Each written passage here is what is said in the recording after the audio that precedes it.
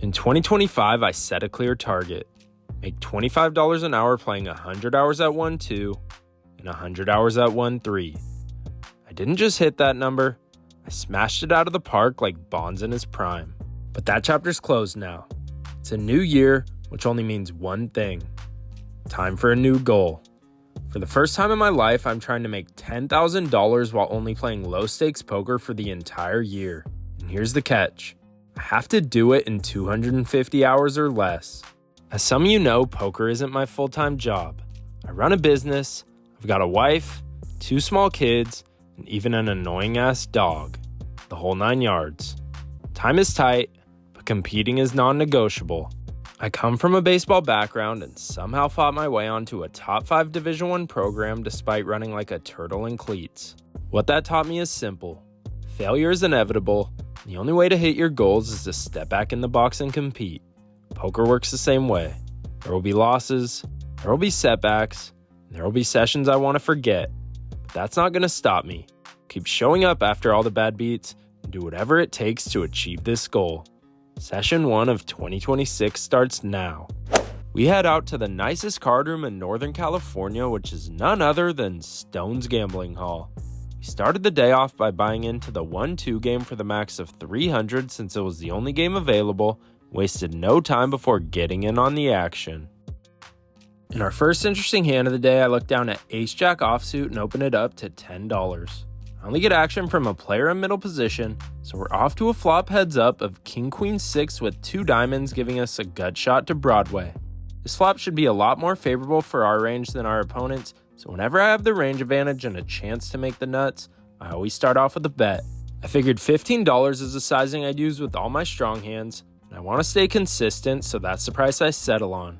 Our opponent quickly calls, increasing this pot to 50. We're off to a turn hoping for a 10 to give us the nuts, or a diamond to give us additional equity, but it rolls out a complete blank in the 5 of hearts. There's no backing down now, so I up the aggression with a bet of $40. Without much thought, our opponent quickly folds and we take one down with just ace high. If I were to get raised after this big turn bet, I would have just folded because they're saying they have king queen, pocket 6s or 6-5, but if they just called, the best hand they could have is king jack or king 10 since ace king would have 3-bet pre-flop, so I 100% would have gone for gold on a blank river with an overbet shove.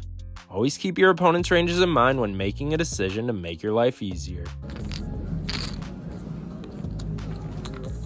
After losing with a couple pocket pairs and bleeding some chips from our stack, we get right back in on the action.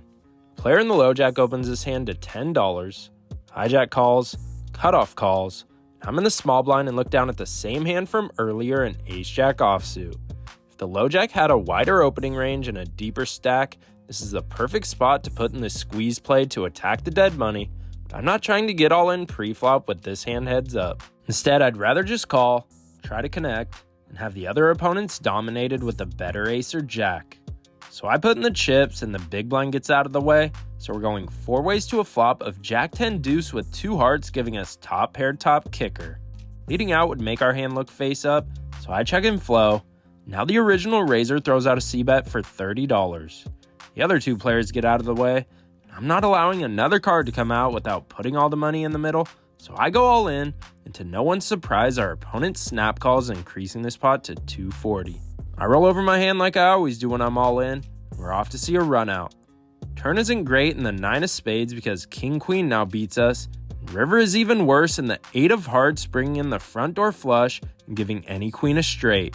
Despite seeing a horrific run out, our opponent taps the table and says you're good, and we scoop in a solid pot to get us back over the even mark.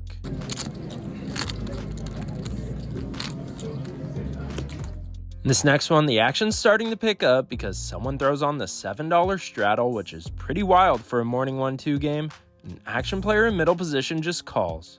Folds to me in the hijack, and I look down at 40% of a royal flush and king queen of diamonds. I raise it up to $25 hoping to just get called by the action player since we have position on them. We get what we want when they're our only customer. With $60 in the middle, we're off to a flop heads up of queen 8-7 with 2 hearts giving us top pair second best kicker. They check in flow, and I start off with a small bet because I don't want to scare a lot of their weak holdings away. Our opponent wastes no time before putting in the chips, increasing this pot to $100 even. We're off to an interesting turn card in the 8 of clubs. Our opponent checks again. While they could easily have an 8, especially with how wide they play, this is the perfect time to implement the bet fold strategy. Bet an amount that gets value from all the weaker holdings and charges all the draws, but if you get raised, then you have an easy fold because a low stakes player would only be doing this with trips or better. So I stick to the plan and up the ante with a bet of $55 and get quickly called, which I love to see because I'm 100% confident I'm in the lead since ace queen would have raised pre-flop. Off to a river hoping to fade a jack or a heart, but unfortunately we can't when it peels off the 10 of hearts completing the front door flush. Now a hand that we were beating and queen 10 has us crushed. Luckily our opponent checks it over for a third time. Their hand has quickly ran out of value, so I check it back and they roll over 10-7 of spades for 3 pair, but only 2 of them play, so we're going to scoop in this solid sized pot. We followed that hand up by losing a couple uneventful small pots before our name got called for the 1-3 game, so for this session we were into the game for $300 and out for $407 for a nice little profit to start the year. And not to give too much away, but you're about to see some insane runouts, so stay tuned. Unlike what you guys have seen in the past, this is no longer a match to stack game. Instead, it's a 1-3 with a $1,000 max buy-in. In the past, I'd usually buy in for $500, but in order to keep improving, I have to step out of the comfort zone and push the limits, so we're going to start buying in for the max. We got off to a slow start after missing the nut flush draw with ace-5 of spades, until we get involved in our first interesting hand of the new session. For this one, the $6 straddle is on, and a player in middle position opens to just $15, which to me screams weakness. When low stakes players have a big hand and there's a ton of players left to act, they usually size up for value and protection, so a raise to just $15 in this spot is almost never a strong holding. Keeping that in mind, we see 3 people call the $15, which also shows no one's too strong since someone would have put in a 3-bet with a good hand. So now action folds to me in the big blind and I look down at queen jack offsuit. Obviously not the best starting hand since it's not suited, so I could easily just call for $12 more and see what develops, but I'm sensing weakness and see $60 in the pot that I want my hands on, so it's time to pounce with the squeeze play. I put in the raise to $100 even, and as expected, the original raiser who opened for $15 snap folds, so our read of him being weak was spot on. A couple more people fold before the button decides to call the extra $85 and come along for the ride. When someone calls the original raisers open and also calls a 3-bet, that's defined as a double flat, and the range of hands that usually represent this is pocket pairs that didn't want a 3-bet pre-flop, which is 4s through 9s, and all the Broadway hands that want to see a flop in position. With that range sitting in the back of my head, we're off to an amazing flop of Queen Jack 7 Rainbow giving us top 2 pair. There's $220 in the pot, and our opponent only has $290 left in his stack, so the plan is simple. I'm obviously never folding no matter what the turn card is, so I'm going to bet small in order to set up the perfect shove on the turn. So I stick to the plan and throw out a small bet of $55 to try and keep all the hands in that I have dominated. Without much thought, our opponent quickly calls. Off to a turn, and it rolls out the 9 of diamonds, which isn't the best card in the deck because king 10 makes a straight. But I'm not scared of monsters under the bed, so I confidently go all in as planned, and our opponent quickly puts in the call. This pot has quickly ballooned to $830. Like always, I show our opponent what he's up against, and he shows pocket 9s for the turn set. Son of a bitch! He hit the miracle 2-outer on us, so now all I'm hoping is I could answer back with the 4-outer, but the river is no help and the 3 of spades and we double up our opponent. Would have been up a good chunk of change if we scooped in that pot, but that's the way this sick game we all love goes sometimes. The only good news is 2 outers never happen more than once in a session, right? Looking to bounce back in this next hand when there's no straddle on, 2 people limp before action's on me in the cutoff and I look down at pocket 7s. Good enough for a raise, especially in position, so I make it $20 to go and get called by the small blind and both limpers. Going 4 ways to a flop of queen 8-8 with 2 clubs giving us third pair. Action gets checked to me, and I decide to check this one back. A good percentage of low stakes players won't lead into the field with top pairs or trips because they want to see what the pre-flop aggressor does, but the beauty about having position on the fields is I could check this back and evaluate what our opponents do on the turn. If I get bet into, then I'm probably beat, but if they check to me again on a blank, then I probably have the best hand. Still going 4 ways to a turn, and it's a nice one in the 6 of spades because it shouldn't change much. Everyone decides to check it to me again, which I love to see, because with a flush draw available, they're not checking a queen or an 8 now with the risk of a scare card coming on the river, so now I have the green light to value bet with what's most likely the best hand. With only 1 card left to come, I don't want to bet big because I want to get floated by a ton of worse holdings, so I make it $35 to go and just get called by the low jack, who's the same player I doubled up when he had 9s earlier. Off to a river heads up, and it peels off the 9 of clubs, bringing in the front door flush, and jack 10 for the straight. Checks to me again. Just like earlier, my hand has ran out of value, so I check it back and our opponent rolls over ace jack of spades, which is no good, and we get a little back. This wasn't the biggest pot, but I felt like it was important to show you guys because betting the right amount in a ton of these spots can drastically increase your hourly win rate in the long run. The game was really good and I wanted to have as many chips as possible, so I decided to add on $500 to get to the max, and I'm now into the game for $1,500 total. We went a few orbits, winning and losing a few small pots before our next interesting spot. Next hand up, the $6 straddle is on. 5 people just called the $6 before actions on me in the big blind, and I look down at jack 9 of clubs. If I was in position, I'd raise this hand every single time. Since I'm in one of the worst positions possible, I decide to just call for $3 more, and the straddler checks his option. Off to a flop 6 ways of 9-6 deuce rainbow, giving us top pair decent kicker. Small blind checks. Since there's no pre-flop aggressor, I decide to lead into the field with a bet of $20 to get both value and protection, since this board isn't going to get much better from my hand. I get 3 customers, which honestly surprised me since this board shouldn't connect with that many people, so I need to proceed with a little caution in case someone's setting the trap.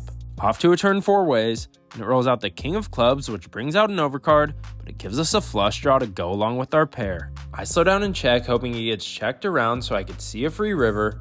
Now an OMC in early position leads into the field with a bet of $65. My alarm bells are ringing because this guy hasn't bluffed out a pot since he walked uphill both ways to school in the snow, so when action's on me, I proceed with caution and just call, mainly hoping I hit my flush since I don't even know if a jack or 9 will give me the winner. But unfortunately, the river bricks out and the 6 of hearts, pairing the board and upgrading our pair of 9s to a king kicker, but it doesn't really matter, especially after I check. Our opponent throws out a pretty big bet of $150. The only bluff here would be 7-8. I've never seen him play this hand before in early position, so I confidently toss my hand in the muck and move on. Would have been nice to hit that sneaky backdoor flush, but I guess it just wasn't meant to be. For this one, I throw on the $6 straddle, and 2 people limp before the big blind raises the price to play to $35. He's a solid player and not raising light in this spot, especially out of position, so I think his range consists of 8s plus and 10-9 suited or better. I'm next to act and look down at a monster and ace-king of clubs. A raise is obviously in order, but since I'm in position of our opponent, I don't need to go too big to get value, and I want to keep all the hands in that I have dominated, like king 10 suited or king queen offsuit, so I 3-bet to $100 even. Folds back to him. He quickly calls, so with $220 in the pot, we're off to a flop of 8-7-4 rainbow, giving us 2 overcards and a dream. Our opponent checks it over. Although this board completely misses our hand, it also doesn't really connect with our opponent's range either, which is good news for us. He isn't ISO raising from the big blind with 6-5, pocket 4s, and most likely not 7s or 8s, so the only way this board is good for him is if he has an overpair. So no need to bet big since an overpair is never folding. I want to get called by all the suited ace queen and ace jack hands that we have dominated and can get value from, so I throw out a bet of $75, but our opponent quickly folds and we take it down. If the flop rolled out 8-9-10, then I wouldn't c-bet in a million years because that hammers his range. Like I said earlier, knowing your opponent's range in relation to a flop helps navigate post-flop a lot easier. Just a few orbits went by. 2 people limp before I'm on the cutoff and look down at ace-king again, but this time it's unsuited. No one seems to be folding pre-flop, so I size up to $35 with a premium and get called by the small blind in both limpers, increasing the spot to $140. Off to a flop 4 ways, and it rolls out 9-5-5 with 2 hearts, giving us 2 overcards and a backdoor nut flush draw. Action gets checked to me, This board really shouldn't connect with anyone too strong, and since I'm holding the ace of hearts in my hand, there's a ton of cards I can barrel depending on how the action goes. So I continue with the c-bet of $60 trying to rep that I have an overpair and just get called by the small blind. The main hands I'm putting them on are a pair of nines, a non-believing pocket pair, or a small flush draw and not much else. If an ace or a king peels off on the turn, then the plan is to value bet, but if a heart, queen, or jack rolls out, then the plan is to apply max pressure to all those 9x hands and weak pairs with a double barrel bluff. Keeping that in mind, we're off to a turn, and it peels off the queen of diamonds, now putting 2 flush draws out there. Our opponent checks it over again, and this is one of the cards I want to apply pressure with, so I throw out a hefty bet of $150. Our opponent snap calls, which to me conveys a lot of information. If he had a small pocket pair or weak 9, he's never snap calling because he'd at least think about the sizing I'd used and take his time to determine if I'm bluffing or not. But the fact that he snap called means one thing.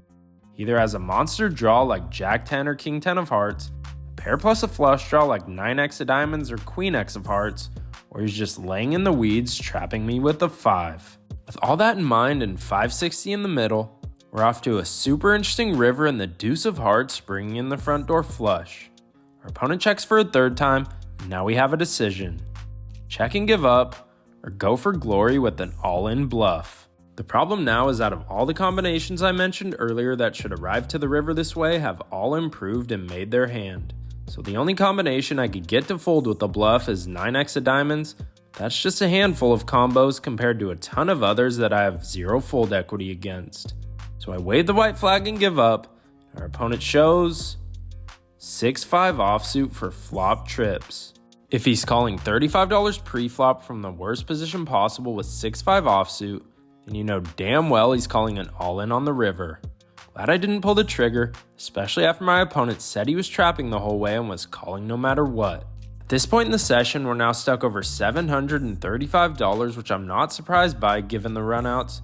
The action is great and there's still time to pull off a comeback. Not much time passed after that ace-king debacle when there's 2 limps in the field, and I'm on the button and look down at the ladies, pocket queens. Sitting in the best position possible, I raise the price of poker to $25, which gets the small blind to fold, but now the big blind doesn't think 25 is enough and puts in a raise to 105. Folds back to me. Since he only has around 290 in his stack, there's only one move, which is all in. He obviously snap calls and I fast roll my hand. With $580 in the pot, we have the perfect chance to stack our opponent and give us a nice boost to start a comeback. Off to a horrible flop in King 6-5 rainbow since Ace King is definitely in his range, but our opponent lets us know that we're still ahead, which is good news. Until the turn rolls out the Jack of Spades and our opponent fast rolls pocket jacks for the turn set. We don't hit the Miracle River, and for the second time today we get 2 outed in some pretty big pots, and we're now stuck over 4 figures. I decided to add on another $500 to get to the max, and just like that I'm into a 1-3 game for $2,000 total. Then one of the worst things possible happened. I had no chance to redeem myself after that bad beat because I went card dead for over 45 minutes, which always sucks. But after a long wait, I finally got a good holding, and I'm going to need all the help I could get to limit the damage. In this hand, there's an under the gun limp, and action gets folded to me in the cutoff, and I look down at 40% of a royal flush and queen jack of spades. A raise is obviously in order, so I make it $15 to go, get called by the small blind and limper, increasing this pot to 45. Off to a flop 3 ways in position, and it rolls out King 10-8 rainbow with 1 spade, giving us an open-ended straight draw and a backdoor flush draw. Checks to me, and I have the perfect hand to win a huge pot with. I could either hit my draw or make a huge triple barrel bluff on a board that favors my range. Looking to build this pot up to complete a miracle comeback, so I throw out a bet of $30, but everyone folds. Wish that hand went a different route, but not all poker sessions can end in glory. But at least we got a little change back. Nothing else vlog-worthy happened, so let's get to the outro. It's hard to book a win when you get 2 outed twice in some pretty big pots. I played exactly 4 hours even today, and unfortunately lost a total of $981. This was the only session I was able to play this week, and it's obviously not the start to the year I was hoping for. Last year's start was also a disaster, so this is nothing new. Only thing to do is just keep showing up and putting in the grind, so stay tuned for next week's video to see if we could turn this thing around. Thanks for watching, and as always, I hope you guys run good at the tables, and I'd appreciate it if you could hit the subscribe button to help me reach my new year-end goal of 50,000 subscribers.